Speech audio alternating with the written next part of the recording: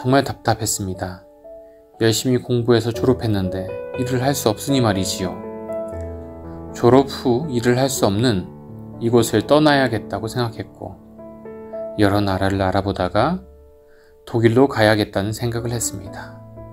독일에는 이 나라 사람들이 매우 많기 때문에 이 나라 언어만 해도 독일에서 살아남을 수 있다는 이야기를 들었습니다. 실제로 이 나라의 경제적인 사정이 좋지 않아서 많은 의사들과 치과의사, 간호사들이 독일로 진출하는 상황입니다.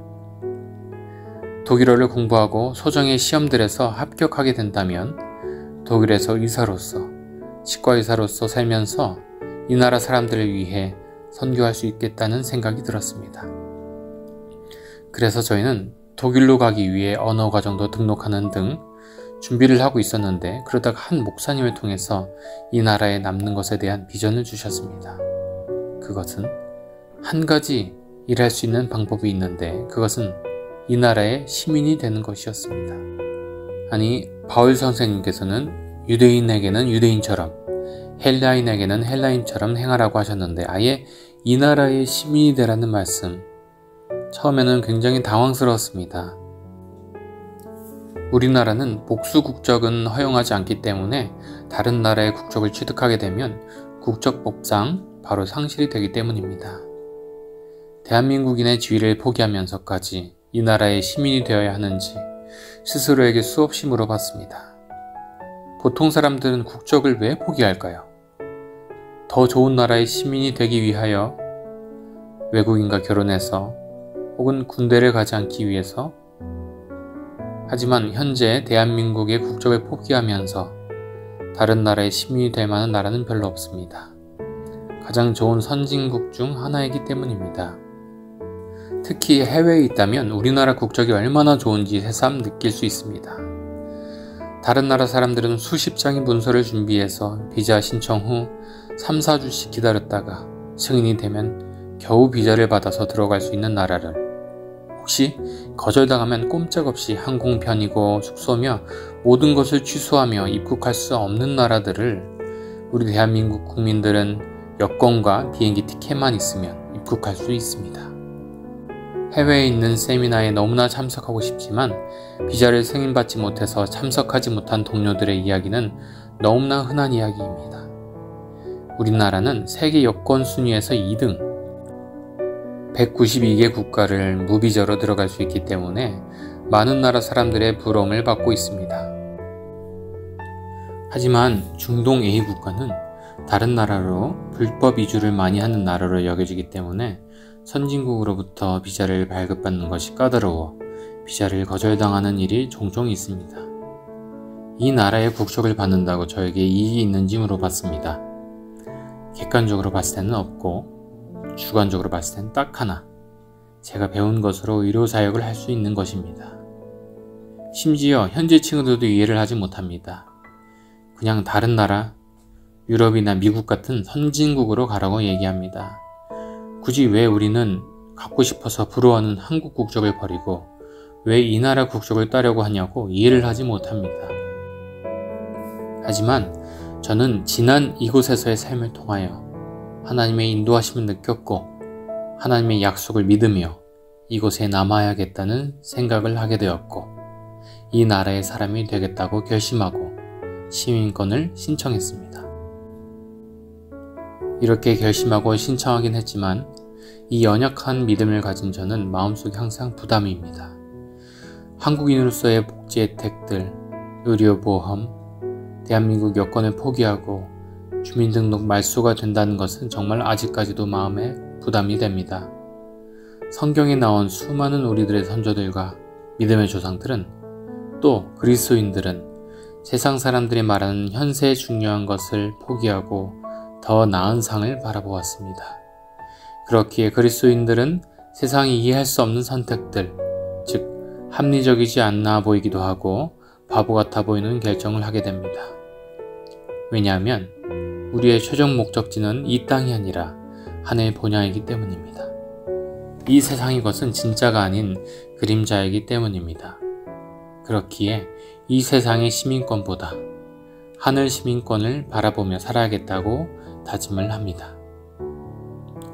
그러던 와중에 중동 A국가 정부로부터 갑자기 연락이 왔습니다. 시민권이 승인되었다는 것입니다. 뭔가 너무나 빨라서 당황했습니다. 원래 1년 반에서 2년 걸리는 과정인데 1년 4개월 만에 나왔습니다. 나중에 알게 된 사실이지만 최근에 새로운 내무부 장관이 취임을 하고 나서 국적 취득에 대하여 매우 보수적으로 검토를 하기 때문에 더욱더 어려워져서 1년에 150명 정도밖에 승인을 해주지 않는다고 합니다. 게다가 놀라운 것은 새로운 내무부 장관의 취임일이 작년 6월인데 제가 작년 5월에 신청을 했습니다. 저처럼 외국인으로서 치대를 졸업한 한 친구는 저보다 몇 달 뒤에 신청했지만 아직도 면접 날짜도 주지 않았다고 하니 높은 확률로 새로운 내무부 장관의 정책이 반영이 된 것 같습니다. 이외에 오랫동안 터키에서 살았지만 시민권 신청이 계속 거절되는 경우도 많았습니다. 이런저런 이야기를 들으면서 하나님께서 저를 향한 계획이 확실히 있다는 것을 깨달았습니다. 하나님의 인도하심이 없었다면 시민권 취득이 불가능했을 거라는 생각이 들면서 하나님께 다시 한번 감사하는 시간이었습니다. 어찌됐건 외국 국적을 취득했으니 대한민국 국적은 포기해야 합니다. 앞서 말씀드렸듯이 대한민국 정부는 이중 국적을 허용하지 않기 때문입니다. 솔직히 조용히 신고하지 않고 살아볼까 생각도 했었습니다. 그러나 하나님의 자녀로서 살아가면서 이 세상 법도 지키지 않고 떳떳하게 살지 못하는 것은 하나님께 영광이 되지 않겠다는 생각이 들었습니다. 국적 상실 및 국적 취득을 하기 위해서 많은 과정이 필요했습니다. 이름도 현지식으로 변경하였기 때문에 처리할 일들이 많았습니다. 여러 증명서들의 이름 변경 및 새로 발급해야 했고 한국에 있는 보험도 해지하면서 저의 미래를 가장 큰 보증이 되시는 하나님께 맡겼습니다. 국적 상실 신고를 하러 대사관으로 가면서 얼마나 기도했는지 모릅니다. 하나님, 주님이 인도하신 대로 이런 선택을 하여 걸어가는 제 삶을 주님께서 인도해 주시옵소서. 책임져 주시옵소서. 그렇게 국적을 상실하였다는 신고서를 대사관에 제출하고 제 대한민국 여권이 사용 불가 처리가 되었을 때 기분이 이상했습니다. 약간의 우울감도 밀려왔습니다. 아무래도 시각적으로 보이드 글씨가 펀치로 뚫려 있는 것을 보니 더 현실로 다가왔나 봅니다. 다음날 아이를 유치원에서 하원시키며 갑작스럽게 미래에 대한 걱정이 막 들 때 아이가 외쳤습니다. 아빠, 저기 무지개! 하늘을 보니 무지개가 아름답게 떠 있었습니다. 다시 한번 무지개를 통해 저의 마음을 위로하시는 하나님, 동시에 걱정하지 말고 내가 너의 삶을 책임지겠다는 약속을 받은 것 같았습니다. 이제 곧 한국으로 들어가 국적 상실 업무를 마무리하고 외국 동포 비자 신청을 하려고 합니다. 이번에 한국으로 입국할 때는 처음으로 현지 여권을 사용해서 외국인으로서 입국하기 때문에 간단하지만 이 비자를 미리 신청해야 했습니다. 내 나라에 입국하는데 비자를 신청하는 것은 정말 특이한 경험이었습니다. 우리는 주님께서 우리를 인도해 오신 길과 우리의 과거 역사를 통하여 주신 그분의 가르침을 잊어버리는 것 외에는 미래에 대하여 두려워할 것이 전혀 없다. 지난 10년의 삶을 돌아볼 때 하나님의 인도하심은 정말 놀라웠습니다.